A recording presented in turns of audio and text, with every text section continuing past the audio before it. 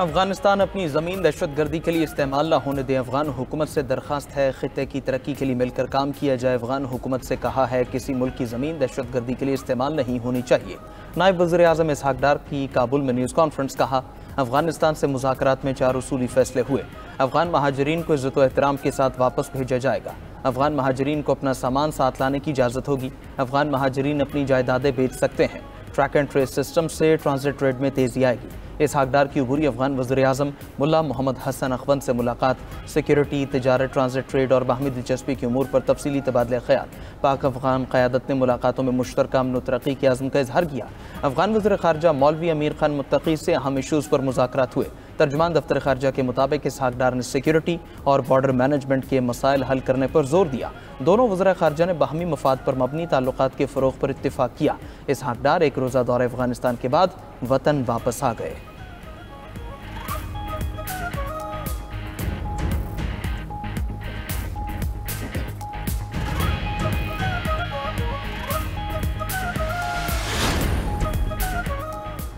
जो कहते हैं कोई डील हो रही है उनकी अक्ल चली गई। बातचीत बानी पीटीआई की रिहाई के लिए नहीं होनी। पार्टी क़यादत से कहता हूं अब हमारी वो हैसियत नहीं रही। पीटीआई रहनुमा आज़म सवाती की रावलपिंडी में मीडिया से गुफ्तगू। कहा बाकायदा बातचीत के लिए आरिफ अलवी के जवाब का इंतजार है। आरिफ अलवी बानी पीटीआई के राइट हैंड हैं। बानी पीटीआई सिर्फ जमहूरियत और आइन की हुक्मरानी के लिए बात करेंगे। बानी चेयरमैन से मुलाकात में कहा था मानसहरा में मेरा 1 लाख वोट था, अब 1 वोट भी नहीं है।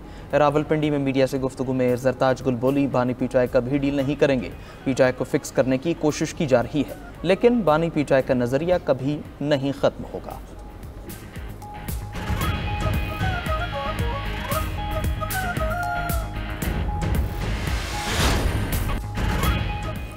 कराची के इम्तिहानी नताइज में बेज़ाब्तगियाँ। फैक्ट फाइंडिंग पार्लिमानी कमेटी की रिपोर्ट में होश रुबा इंकशाफात।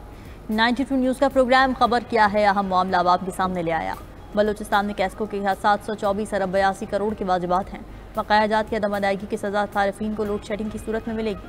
हामिला औरतों और कमज़ोर बच्चों के लिए दिए गए फंड्स की बंदरबांट। फंड्स वर्ल्ड बैंक ने जारी किए थे।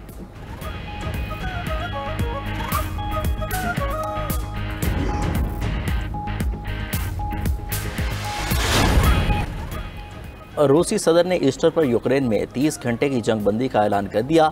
व्लादिमीर पुतिन का यूक्रेन के खिलाफ तमाम फौजी कार्रवाइयाँ रोकने का हुक्म। कहा उम्मीद है यूक्रेन भी जंगबंदी की हिमायत करेगा। अगर इश्तियाल अंगेज़ी की गई तो फौरी जवाब देंगे। रूस आज से कल रात तक हमले नहीं करेगा। यूक्रेन का रूसी सदर की जंगबंदी की पेशकश पर भरोसा करने से इनकार। यूक्रेनी वज़ीर ख़ारजा का कहना है पुतिन ने 30 दिन के बजाय 30 घंटे की जंगबंदी का बयान दिया। उधर अमेरिकी सदर डोनाल्ड ट्रंप कहते हैं यूक्रेन और रूस के दरमियान मुज़ाकरात जल्द होंगे। कोई भी फरीक उनके साथ खेल नहीं रहा है। अब अगर किसी वजह से कोई फरीक मुज़ाकरात को मुश्किल बनाता है तो उसको सिर्फ बेवकूफ़ ही कहेंगे।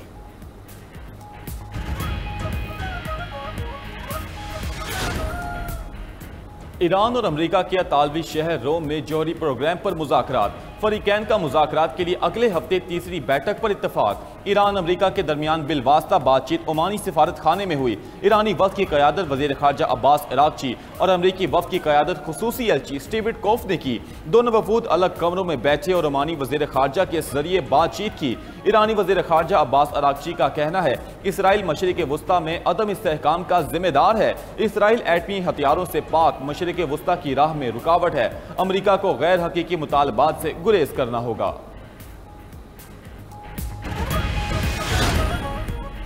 ओमान के ईरान के पुरअमन जौहरी तवानाई के हक की हिमायत। ओमानी वज़ारत ख़ारजा ने कहा ईरान और अमरीका के दरमियान आज की बातचीत में मुज़ाकरात के अगले मरहले की तरफ बढ़ने पर इत्तफाक हुआ है, जिसका मकसद एक मुनसिफाना, मुस्तकिल और पाबंद मुआहिदे तक पहुँचना है।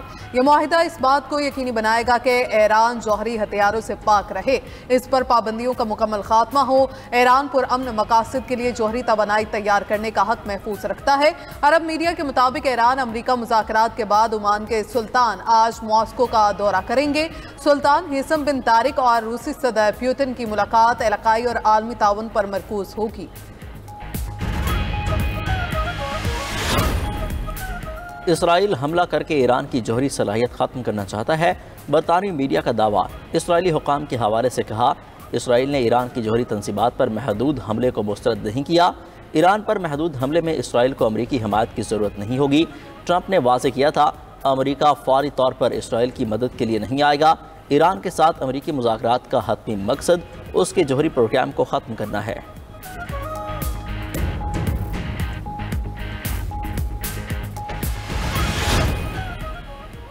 ठट्टा में वजीर ममलिकत खेलदास कोहिस्तानी के काफिले पर हमला। काफिले में शामिल एक गाड़ी के शीशे टूट गए।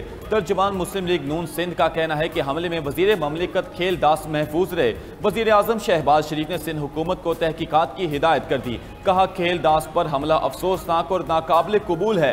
अमन और रवादारी के माहौल को सबूताज करने वालों को बर्दाश्त नहीं किया जाएगा। सदर मुस्लिम लीग नून नवाज शरीफ का भी खेलदास कोहिस्तानी से राब्ता, उनकी खैरियत दरियाफ्त की। ठट्टा के थाने में वजीर ममलिकत खेलदास कोहिस्तानी पर हमले का मुकदमा दर्ज कर लिया गया।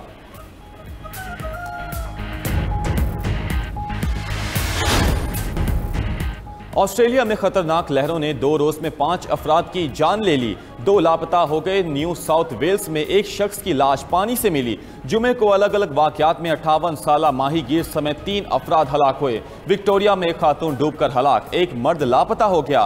सिडनी के करीब समंदर में डूबने वाले शख्स की तलाश जारी है।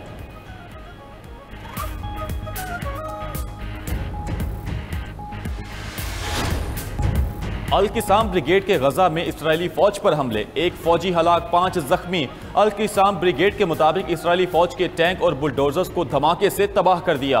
इस्राएली फौज की शुमाली गजा में फौजी की हलाकत और 5 जख्मियों की तस्दीक। कहा, हमास ने बैत हनून में हमला किया।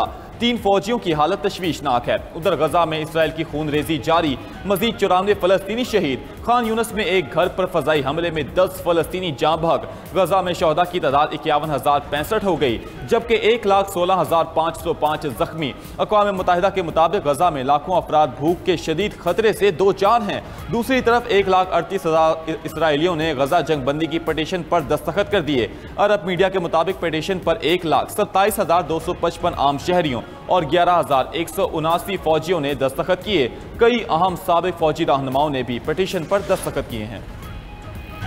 कैदियों की वापसी के लिए जंग खत्म करके हमास के सामने हथियार नहीं डालेंगे। इस्राएली वज़ीर आज़म नेतन्याहू की हटदर्मी जारी। कहा, हमास ने कैदियों के तबादले को मुस्तरद किया क्योंकि वो जंग का मुकम्मल खात्मा चाहते हैं।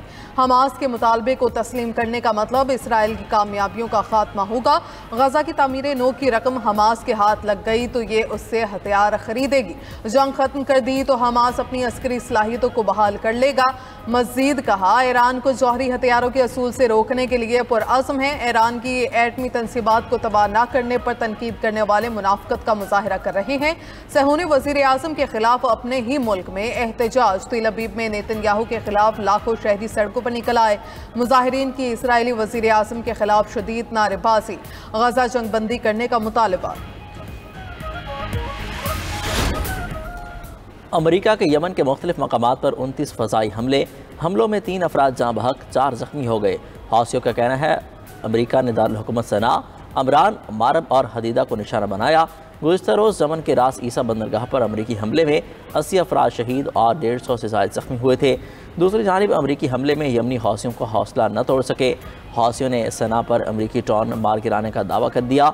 हौसी तर्जुमान याह्या सारिया ने कहा कि अप्रैल के माह में अब तक 6 अमेरिकी ड्रोन तबाह कर चुके हैं। इसराइल की गजा में जहरियत रुकने तक कार्रवाइयाँ जारी रखेंगे।